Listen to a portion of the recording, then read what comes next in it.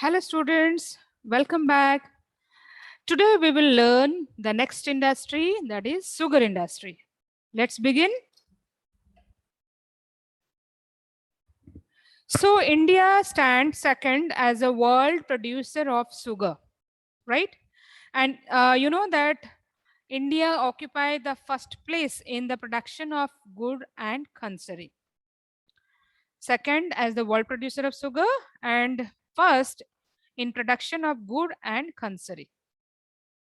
The raw material used in this industry is very bulky, and that is why it is a raw material oriented industry. Why it is called raw material oriented industry? Because it is established near the sugarcane producing areas, and you know that why the raw material is called it is bulky, and why it is called the raw material oriented industry. If you will take the 10 trucks of sugarcane, you will be getting 1 truck of sugar. So it is definitely, it is called weight losing industries too, because the from the raw material to its final product, the weights of the what raw material is getting reduced, right? So that is why it is also called weight losing industries. And the most important demerit of this industry is that it is very seasonal. You know that the temperature what it requires is called 21 degree to 27 degrees Celsius. You know that the what is the temperature, and 27 27 20 sorry 75 centimeter to 100 centimeter rainfall is required. So if there is rainy season, if there is more rain, then definitely this sugar can get destroyed, and therefore these areas or these industries especially, they do not get the proper quantity of the sugarcane to produce the sugar, right? It is the second largest agro-based industry after cotton. Remember, it is the second largest agro-based industry. It is also called the cooperative industry because this sugar industry can run best in one cooperative sector. In 2010 and 11, there were over 662. Now it has been increased the number 725. Sugar mills in the country spread over UP, Bihar, Maharashtra, Karnataka, Tamil Nadu, Andhra Pradesh, Gujarat, Punjab, Haryana, and Madhya Pradesh. Most of the mills are near the sugar cultivated areas. As now I told, near the city areas, we can develop these develop these industries. So you know that these industries come under cooperative sector because they are seasonal. In rainy season, these industries remains closed. And the labors are supplied by sugarcane growing farmers, and profit can be shared. Remember, the profit and loss will be equally shared by the farmers or the producers and the workers as well. That is why it is called cooperative sector. It is best run in cooperative sectors. And one more thing here you should remember, children, that the cost of the transportation of raw material is more than the cost of transportation of finished products. So it is known as weight losing industry. Okay, just now I told that 10 trucks of sugarcane, what you need, if you are taking to industry for processing, then definitely you will get 1 truck of sugar.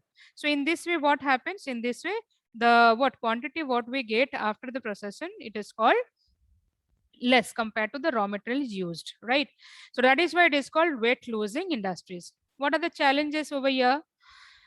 Major challenges are it include only the seasonal nature, and in rainy season it is closed. Old and inefficient methods of production. Transport delay in reaching cane to factories. See, transport delay in reaching cane to factories, it is the best what you can say, not best, you can say most important demerit you can say. See, if what happens, sugar cane, if once it is cut, then immediately within 24 hours it has to be processed, because the sugar cane what it contains, the sucrose content in it, it will get reduced as the time will exceed. Okay, over the time the sucrose content will gradually will decrease. Sucrose content brings the sweetness in that what sugar cane. So the once the sugar cane is cut, immediately it has to be processed. That is why it is these industries always grow nearby the sugar cane growing areas. The moment the distance, the transport delay would be there, then reaching cane to the factories, then definitely the production will be less, क्योंकि sucrose content क्या होगा, destroy हो जाएगा, कम होते होते जाएगा. So if you are cutting the what sugar cane, then if you're processing it after 2 days or 3 days, then definitely in that way only you will get the output. And the most important is need to maximize the use of bagasse. Bagasse means here the left out part after taking the juice. That should be used in a best way. Rather using this, we are throwing here and there and we are destroying the land and we are polluting the environment. So instead of that, though it has some value, it has some reuse value, then we should use it, right? We can use it in manure, using the manure in the agricultural field. And we can also use to make some paper, you know that.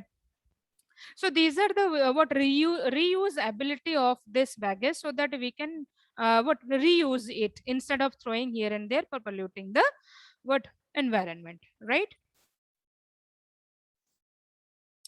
Here is the question. Nowadays, you know, sugar industry is shifting from northern part to the southern part of India. Here is the big question. Why this shift from north to south? Earlier क्या होता था, UP, Bihar were the main producer of sugarcane, and therefore the most of the sugar mills were located in these two states.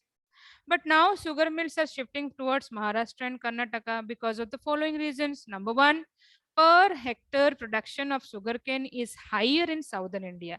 Per hectare sugarcane जितना produce होता है, because it contains a black soil there, and black soil also it is good for growing the sugarcane. So though it is a sugarcane belt, that is why the per hectare production of sugarcane is also higher in southern part. Number two, sucrose content in the sugarcane is higher in Maharashtra and Karnataka. Maharashtra and Karnataka, whatever sugarcane they produce, the sucrose content is more in those areas, in those sugarcane. It means more sugar can be produced for less sugarcane. Mills and machines are new machineries are used in those industries. Crushing season, that means taking out the juice from the sugarcane, that is called crushing. Crushing season, this season means the time period it what of sugarcane is longer in southern state, because those areas are called moderate temperature, and you know that moderate temperature is also required for growing the sugarcane, and crossing season is also required more, so that juice itna niklega utna तुम्हारा sugar produce होगा, right? And cooperative sugar mills are running successfully in southern states. Okay. Then comes mineral based industries. Under mineral based industries, we'll be looking forward to this industry further. Iron, steel industry, aluminum smelting industry, chemical industry, fertilizer industry, cement industry, and automobile industry will read further. First, we'll read the iron and steel industry. Iron and steel industry best grown in peninsular India only. You know that what are the reasons? You know, good and more raw materials we get there because it's a peninsula region and it's a plateau region. And plateau region, the minerals are okay, and minerals are plenty of minerals we get there. So it is the best area to get this because the what iron and steel, the most important one is that is called iron ore, right? Power resources, so coal, oil, and water power are available in peninsular India, so it is also a best reason. Skilled labor also cheaply we can get the skilled labor from West Bengal adjoining area, from and MP, Odisha, Bihar, and all. Nearness to the market, this area is very close to the market, so easily we can transport our product. Port facilities are also it is there. So due to all these reasons, we can say that peninsular India is the best area for growing in the iron and steel industry. This industry is also called the industry is also called basic industry, heavy industry, mineral based industry. Okay, because why it is called basic industry, and it is also called backbone of other industry, because whatever production it does, it gives its production is used in other industry as raw materials. So it gives, because it provides the raw material to many other industries such as machines and any other equipments. Most of the steel plants are located in Chota Nagpur region. Remember, Chota Nagpur region, the eastern eastern part, that is Bihar, Odisha, Jharkhand. These parts are coming under Chota Nagpur region or Chota Nagpur plateau. Remember, children, the best line here it is: the production and consumption of steel is called the index of country's development. As it is known as a basic industry, it provides raw materials to other industry. Its production is produce is used as the raw material for other industries. So क्या करते हैं, जितना develop होता है, how much of development is done for the iron and steel industry, that in that way the country will be progressed. Steel is needed to manufacture a variety of engineering goods, construction materials, defense, etc. Remember, student, what are the inputs here is required? One is iron ore. What are the materials, raw materials? Iron ore, coking coal, limestone, and manganese. With manganese, some other also it is required. And this with manganese, for hardening the thing, it is required so many other things. Your like your nickel, chromium is also added so that it can be what the iron and ore, it can be more strong. So generally what are the processing activities? क्या होता है first में? First transport of raw material होता है to the blast furnace, and there the iron ore is melted, limestone is flushing, and then material is used as added material, flushing material which is used and added. Slag is removed, coke is burnt to heat the ore. Then कहाँ जाता है? It goes to pig iron. वो remove होने के बाद pig iron में जाता है, and there the molten materials poured into what molds, then called, it is called pigs. Then steel making, फिर इसके के बाद उसमें next step आता है steel making. Pig iron is further purified by melting and oxidizing the impurities, manganese, chromium, nickel, ये सब add किया जाता है. Then comes to shaping. Then after that the production will be given as the shape to the product. Rolling, pressing, casting and forging, ये सारा चीज होगा. And you know that a ratio what is used for this, iron ore to 4, coking coal 2, limestone 1, plus some quantity of other things including manganese. Today steel industries in India are facing many problems. What are the problems? High cost of production, limited availability of coking coal, low productivity of labor, irregular supply of energy. Raw materials are found only in a certain pocket of India, very rare field or rare area we get the raw materials. Poor infrastructure like transport and communication, etc. This are called the nowadays the big challenges for that is iron and steel industry.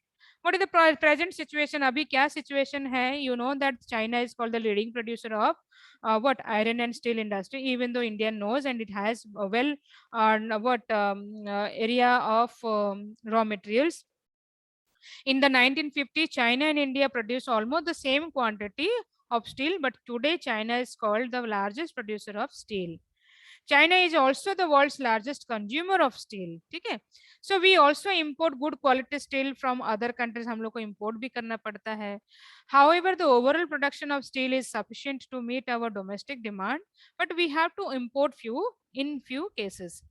Liberalization, it had come in India in 1991 due to under the process of LPG, that is liberalization, privatization and globalization. Due to the globalization market, due to the globalization world, you know that all entire globe is now, it is very small. Each country is connected with each other for trade and business, right? So you know that due to this LPG, this process has come in 1965, and you know a liberalization fully it had developed, and our country started in our country, not developed, started in our country, that is 1991. And FDI, foreign indirect investment, means foreign countries, their companies also are able to invest their money on our company. So that is why nowadays these two are called the boost, or two factors are called the boosting factor, which would boost this industry and it could develop in future. There is a need to allocate resource for research and development to produce steel more competitively. So this is all about your iron and steel industries. You can see this, the iron and steel industries are located in these areas. Basically, I had told that which areas, particularly Chota Nagpur Plateau, you know, Burnpur, Bokaro, Jamshedpur, Durgapur, Rourkela, Bhilai, and some other areas also, Salem, then Bhadravati. ये सारा चीज भी ये तुम नया नया तुम्हारा new iron and steel plants also are able to what come up. In the next video, we will be reading aluminium smelting industries. Thank you, students.